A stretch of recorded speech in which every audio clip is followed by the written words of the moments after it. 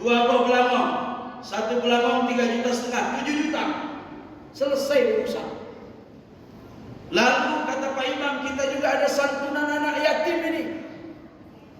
Maka kalau ada di kampung itu sakhawatil agniya, orang-orang kaya yang dermawan, kata orang-orang kaya dermawan ini, oke, berapa orang anak yatim di kampung kita?